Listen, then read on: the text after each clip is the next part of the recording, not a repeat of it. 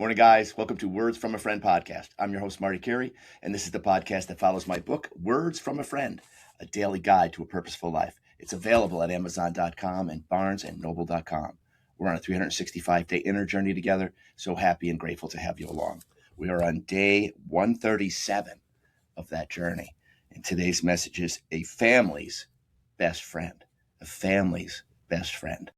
Well, again, I wrote this over 10 years ago, and my wife, Jan, asked me to write an entry in honor of our buddies, Tommy and Lisa Blake's dog, Lena, who's a Great Dane who had recently passed. And it goes like this: losing a pet is like losing a member of the family. Oh, don't we know that? If you've been a pet owner, man alive, it is just like that, because they're nothing but unconditional love. While they may not be with us as long, their presence in our lives has been just as meaningful and important. Of course, it's part of your story. That pet is part of your story, and a great one. You can bet. Brought up so much joy, laughter, and love. I mean, that's what pets do. That's what they do. They are a member of the family. The great memories our children have been blessed with, and the many funny stories that these beings of unconditional love has brought us, some of the best in life. Some of the best in life.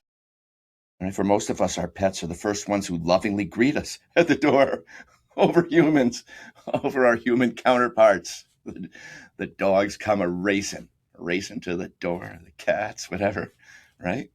So for most of us, our pets are the first ones who lovingly greet us at the door.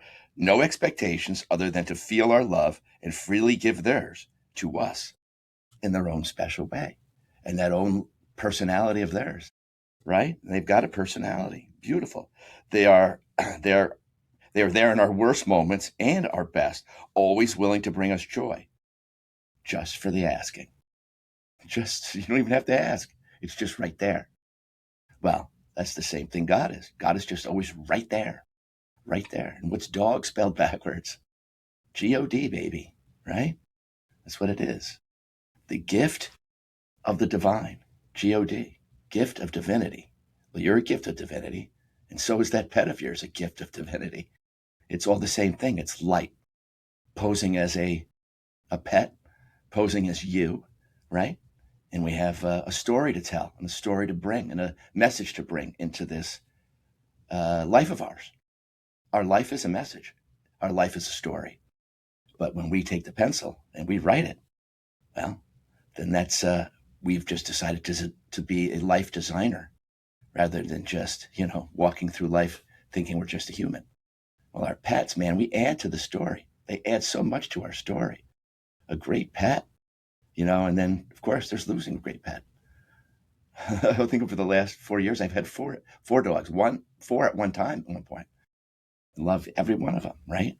And two of them passed over the last 2 years, right? So, man, one in our arms, one in my wife's and I's arms. We didn't expect it. We didn't think it was coming. We didn't know it was coming. And it was there. And I felt so blessed to send him to the other side, telling him how much we appreciated him, right? That's what you do.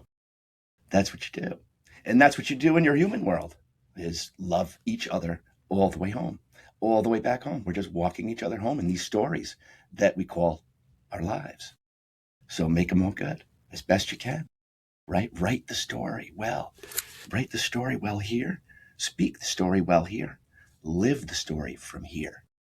From here. So much more meaningful. So much more purpose.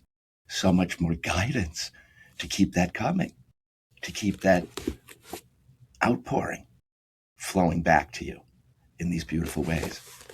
And man, we always make our pets part of that story. They make us laugh. They can piss us off at times. And they love to let us know that they too are an individual with quirks, various energies, and personalities.